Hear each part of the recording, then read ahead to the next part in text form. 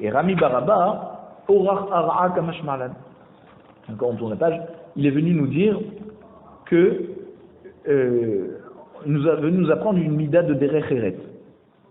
Qu'il ne faut pas manger l'animal avant de lui avoir enlevé la peau, et que Bet Vichata, c'est mamash l'endroit de la shrita. D'accord? Donc ça veut dire que si tu peux prendre l'endroit de la shrita pour manger un kazaït, ok.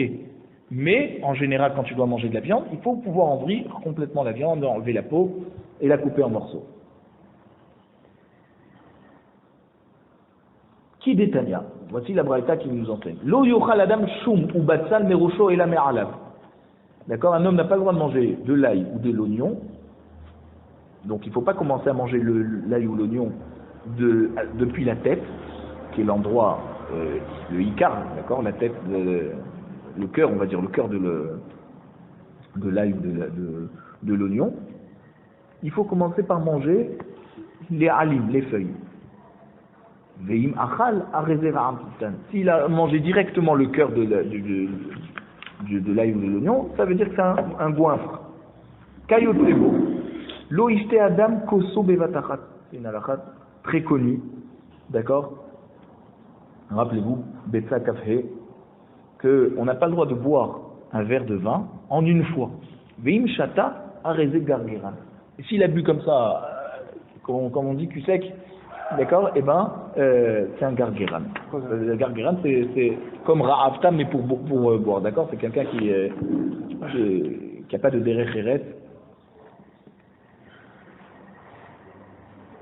lorsqu'il mange. Ça montre qu'il a beaucoup de ta'avot.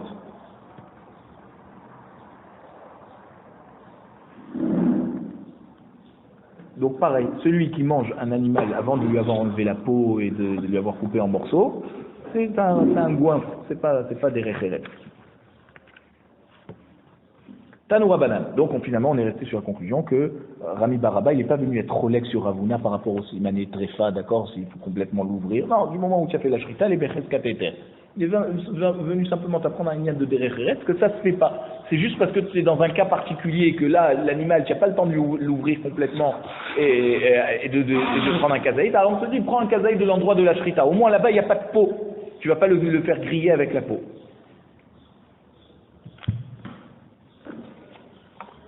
Tanoura Banam. Achoté Kotso Bevatachat, Arezé Gargichat. Chachamim nous enseignait que celui qui boit en une fois un verre de vin, alors il n'y a pas de derecheret.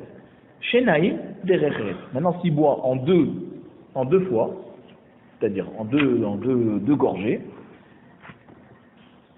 c'est derecheret. Shlosha, migasse arouar. Alors s'il boit en 3 fois, là ça veut dire qu'il a de la gava. Parce que genre il veut montrer qu'il est vraiment loin d'être un goinfre. C'est-à-dire 2 fois tu n'es pas considéré. Ah tu veux faire en 3 fois pour montrer que tu es le grand sadique, alors ça veut dire que tu as de la gava. Veodama Rabbi Baraba. Un autre enseignement de Rabbi Baraba. Khatsuva. Alors Khatsuva, c'est donc une herbe qui s'appelle Khatsav. Et alors, ses racines, elles descendent profondément dans la terre, mais elles descendent de manière droite, d'accord, verticale. Elles ne vont pas s'éparpiller à droite, à gauche, à l'intérieur de la terre. Et donc c'est pour ça que on la plante à la limitation des terrains. Comme ça, d'accord, ça rentre bien profondément, et ça ne va pas s'éparpiller dans le terrain du voisin. D'accord, les racines elles vont rester mamache à l'endroit de la frontière entre un terrain et un autre. Et alors c'est pour ça qu'on te dit Mekata raglehon dir shi'aya. Yom hadin, le khatsav, c'est lui qui va couper les pieds des rechaim. Parce que les rechaim, c'est eux qui sont messigvoul. Toujours ils essayent de gratter, d'accord, ils ont la limite et ils essayent toujours de dépasser la limite. Et ils n'apprennent pas du khatsav. Le khatsav, une fois qu'on l'a planté, il ne va pas s'éparpiller à droite à gauche. Il descend, il prend ses racines toujours dans la profondeur pour ne pas s'éparpiller vers le voisin et ne pas être messigvoul. Donc c'est pour ça qu'on dit les rechaim, ils vont être punis par le khatsav. Ça veut dire, regarde, un végétal, il se comporte mieux que toi. D'accord? Netira, maintenant, ce qu'on plante et qui a la orla et qu'il faut attendre donc 3 ans, mais kata raglehon de katsavaya ou de boralenidot. Donc les plantations de Orla, c'est eux qui vont punir, c'est-à-dire c'est eux qui vont accuser le jour du Yom Hadin les pieds des katsabim.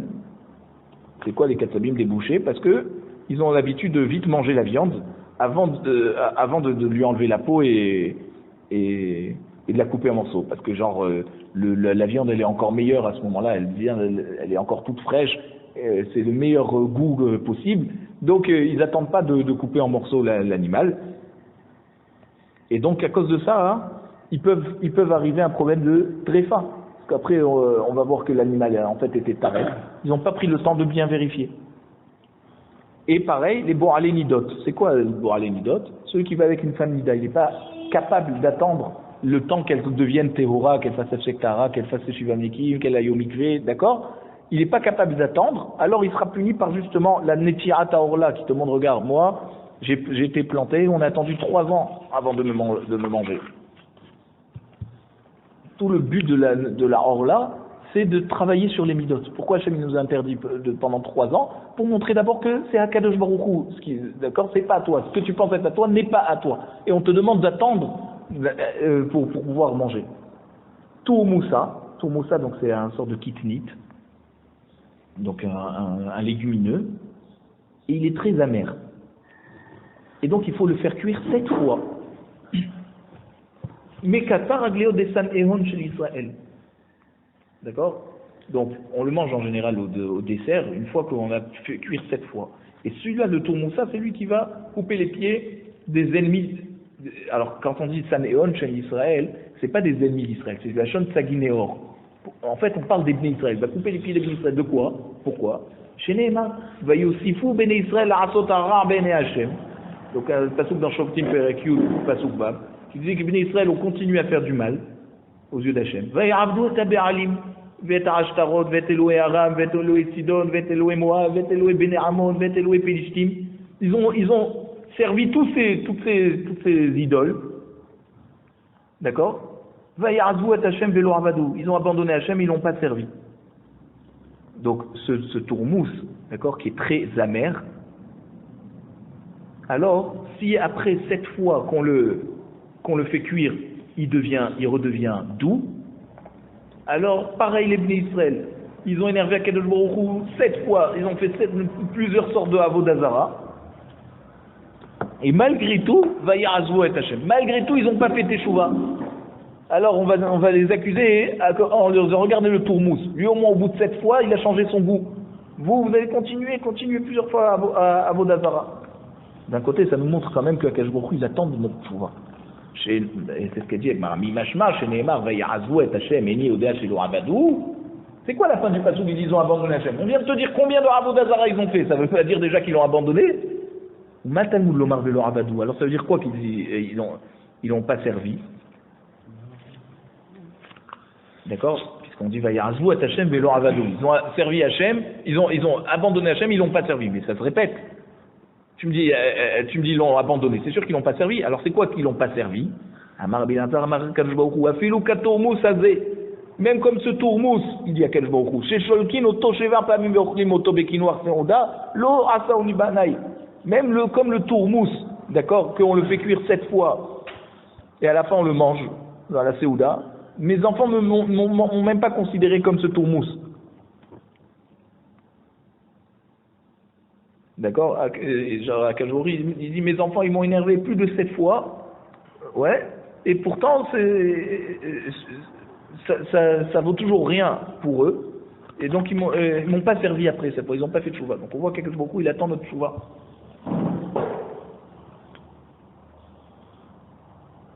Alors il te dit mais comme on a critiqué les Bnei Israël parce que ils ont fait plein de Avodazara et malgré tout ils n'ont pas servi Hachem. On te dit mais regarde Tana Mishme de Rabbi Meir, on nous a fait une braïta au nom de Rabbi Meir.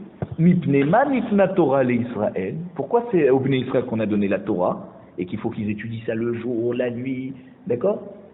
Pourquoi on leur a pas donné simplement les mitzvot, une liste, d'accord? Vous faites ça, vous faites pas ça, vous faites ça, vous faites pas ça. Pourquoi on a donné la Torah où qu'il faut étudier, se fatiguer pour comprendre? Mipne shen azin, justement, parce qu'ils ont la razout. Grâce au fait qu'ils vont devoir étudier la Torah, ils vont être fatigués. Donc c'est pas facile de convaincre les Bnei Israël à faire les mitzvot. Il faut qu'ils se fatiguent en étudiant la Torah. Et c'est pour ça qu'il y a eu des situations où ils ont fait plein de Avodah Zarah, ils ont pas fait Teshuvah tout de suite. Parce qu'ils sont azout, ils ont la azout, l'orgueil. Tana bébé Rabbi Ishmael. On a enseigné au Beth Midrash de Rabbi Ishmael. Mimino esh dat lamo. D'accord? Donc, dans Vezot Aberacha, on dit Mimino esh dat lamo. C'est quoi Mimino esh dat lamo? Amar HaKadosh Baruch Hu. HaKadosh Baruch Hu dit sur les Bnei Israël. Rewin halalou shetinatan lem dat esh. Ils mériteraient cela, les Bnei Israël, qu'on leur donne une religion de feu, une Torah de feu. Pourquoi? L'amo, ça veut dire qu'ils sont, à eux, ils sont réunis de leur donner quelque chose de feu pour les fatiguer. Ika de Amré, datem chez les loups esh. Il y en a qui expliquent ça différemment, que l'enseignement de Rabbi Ishmael, c'est de dire que leur religion, donc leur comportement, en fait, c'est du feu. Les Bnei Israël, ils sont orgueilleux comme le feu. Chez Ilmalé, Nikna Torah, si Hachem ne leur avait pas donné la Torah, les Israël, aux Bnei Israël, personne n'aurait pu être devant eux à cause de leur orgueil. Personne n'aurait pu discuter avec eux. C'est pour ça que Rabbi Shimon ben Lakish il a dit Shlosha Azin Hen. Il y a 3 sortes de gens qui sont orgueilleux et c'est dur de les avoir, de les gagner. Ça veut dire, eux, ils sont orgueilleux même devant quelqu'un qui est plus fort qu'eux. Israël, Ba'umot, les Bnei Israël par rapport aux nations, d'accord? On provoque toujours les nations, alors qu'ils sont 100 fois plus nombreux que nous, on reste quand même dur. Qu'élève Bahayot, le chien aussi, devant des bêtes sauvages qui sont plus forts que lui, eh ben il n'a pas peur. Tarnegol Barofot, et le coq aussi, devant les autres volailles. Viesh Omrim Afaez, il y en a qui disent même la chèvre. Pourquoi elle est Aez? Elle s'appelle Aez, la chèvre, parce qu'elle est Aza, elle est orgueilleuse. Bébé Hemadaka. Donc même une chèvre devant des petits animaux, d'accord, ça veut dire de son niveau de bétail, du menu bétail. Viesh Omrim Afselaf. Il y en a qui disent il faut inclure même le tlaf, Ba'ilanot. Donc le tlaf c'est un arbre qui est le plus orgueilleux parmi tous les arbres.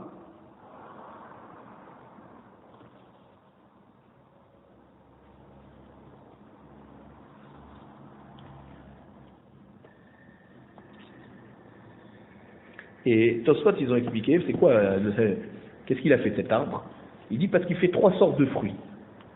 Ça veut dire il est orgueilleux devant tous les autres arbres qui font une sorte de fruit, lui il en sort 3 sortes de fruits.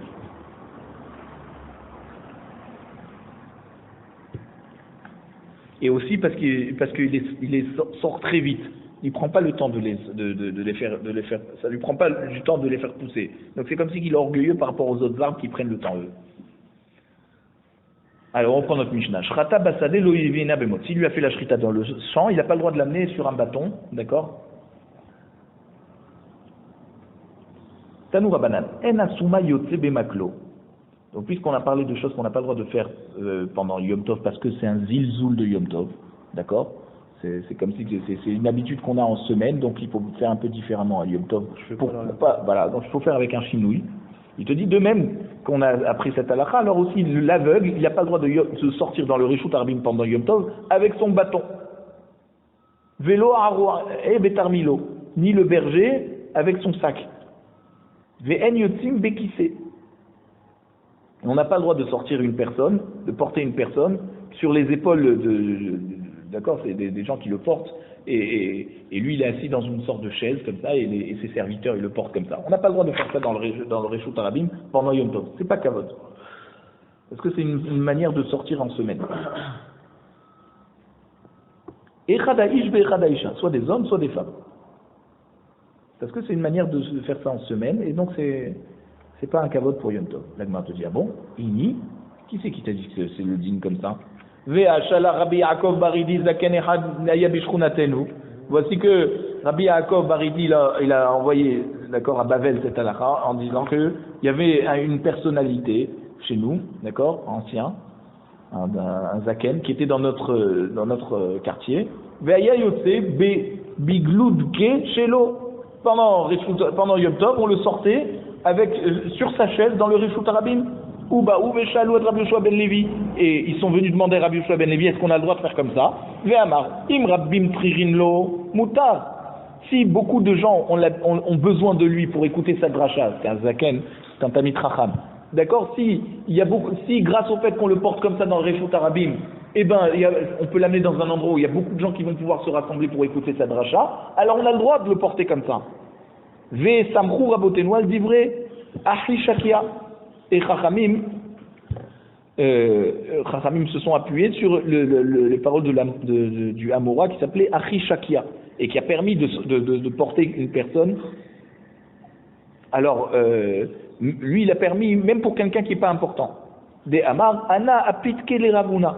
Il dit, moi-même, j'ai porté Ravuna comme ça, mais hiné les chilés, ou michilé les hiné. Donc, je l'ai porté comme ça sur une chaise, de la ville de Hiné à Chilé. Et aussi de Chilé à Hiné, l'aller-retour je lui ai fait.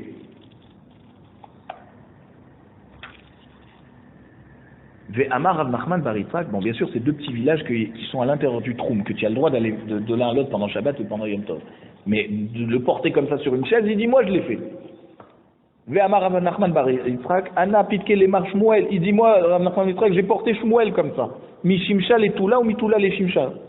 Alors c'est pas deux endroits, c'est du soleil à l'ombre et de l'ombre au soleil. D'accord? Donc je l'ai déplacé. Donc on voit qu'il y a plusieurs Amoraïm qui...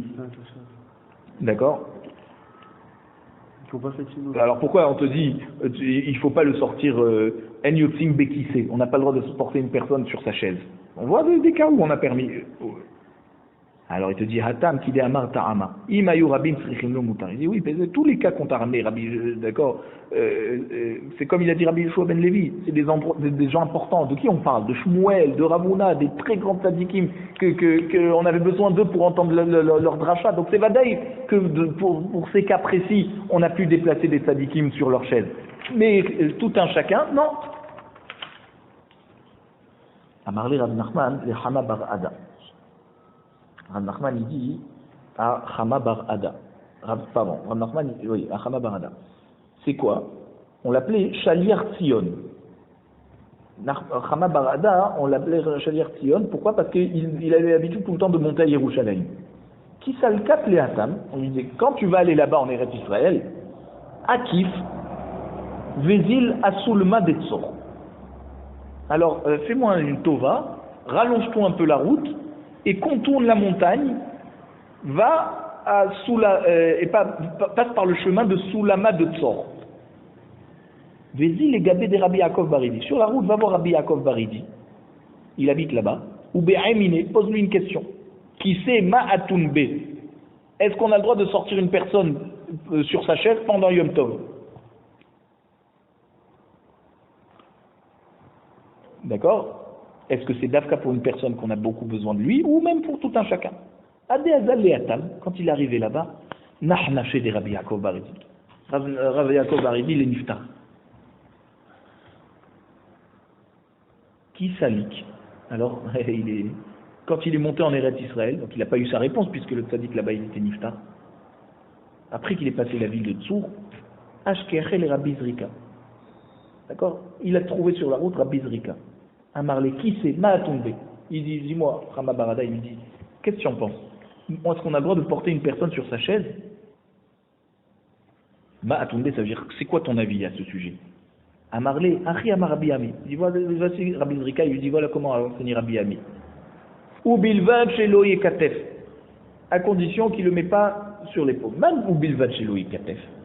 Amar Rabbi Yosef, Béré de Rava, Rabbi Yosef, le fils de Rava, il dit comme ça, Ba'alunki. À condition que tu ne l'amènes pas sur un brancard. C'est quoi? Un brancard, tu es obligé de prendre deux personnes. Ça veut dire, il porte, d'accord? Il se soutient par rapport à le bras, d'accord? C'est quoi Alunki? Toi tu poses ta main sur l'épaule de l'autre, et lui pose sa main sur ton épaule, et la personne, elle se trouve comme ça, entre les deux.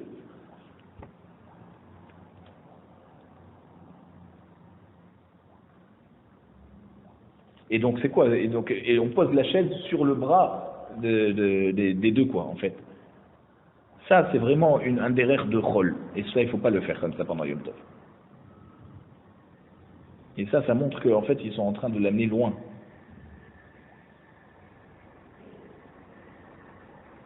Alors que quand tu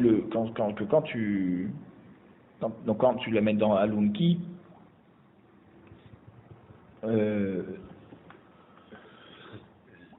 là, ça montre que tu vas l'amener dans un endroit lointain, et c'est pas kavod pour Yom Tov. Mais quand tu le portes chacun sur son bras, d'accord, chacun cède du bras de l'autre pour pouvoir le porter, là c'est bon.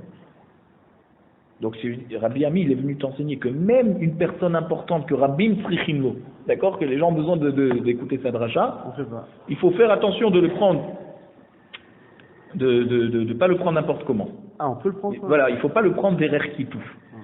C'est avec un alunki. La Gemara te dit, ini, Rav Nachman sharal ale Yalta le mefaka alunki. Rav Nachman il a permis à Yalta c'était sa femme, de sortir. C'est une grande, elle était très pénétracham. Et il lui a permis de sortir lorsqu'elle est portée sur une alunki. Alors, te dit, Shane Yalta de Be'ita. Il dit c'est différent le dîne de Yalta. Pourquoi Rav Nachman il lui a permis alors? Parce que Be'ita, elle avait peur de tomber. Et tant qu'elle n'était pas assise sur quelque chose de stable, comme un alunki, alors elle avait peur. Donc pour elle, il lui a permis, Rav Nachman. Amemar ou Marzoutra, mais Katfeleu Beshabata Berigla. Amemar et Marzoutra, quand ils allaient faire la dracha au Bet Midrash pendant Shabbat, et qu'ils disaient, c'est quoi Shabbat Berigla? C'est le Shabbat qui précède la fête. Donc il y en a des Yom, par exemple, Shabbat Agadol, Shabbat, d'accord. Donc les élèves, ils le portaient Bederer Kitouf, avec l'épaule. Mishum Be'aituta. Parce que eux aussi, ils avaient peur. Pourquoi on devait les porter comme ça? Parce que les gens qui les portaient pour leur faire kavod, ça faisait peur. Les chachamim, ils avaient peur de tomber. Alors comme ils devaient pouvoir arriver en chair et en os, en une seule pièce, jusqu'à l'endroit de la dracha, alors on les portait d'une manière stable. Ve'amrela mishum dohaka de tibura. Et pourquoi on les portait? Il y en a qui disent que pourquoi on les portait comme ça? Parce qu'il y avait tircha de tibura. C'est quoi? Dans quelle position? Comme ils étaient âgés et ils pouvaient pas arriver à leur endroit rapidement de la dracha, donc c'est pour ça qu'on les portait, pour pouvoir les porter vite, d'accord, les amener vite de leur maison à l'endroit de la dracha, et que les gens n'attendent pas trop pour rien. Alors c'est comme ça, c'est pour ça qu'on les a. On les portait de quelle façon? D'une façon stable, voilà. Ouais. Et c'est pour ça que on voit qu'on est collègue sur Rabbi Ami, que lui te dit même pour des personnes qu'on a besoin d'eux, il faut pas les porter n'importe comment. Donc en fait, finalement, on voit que quand c'est une personne importante, alors on a le droit de le porter Bederer Kitouf, par l'épaule. Voilà, parce qu'on a peur.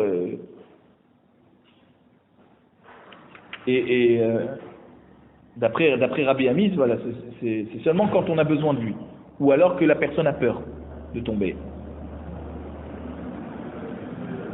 Et c'est comme ça que Amimar et Marzoutra ils ont appris. Mais il y en a qui expliquent différemment et qui disent que non, finalement c'est seulement c'est-à-dire quelqu'un qu'on a besoin de lui, on a le droit de l'amener de n'importe quelle manière. Pas besoin de faire attention à ce que ça soit pas Bederer Chol.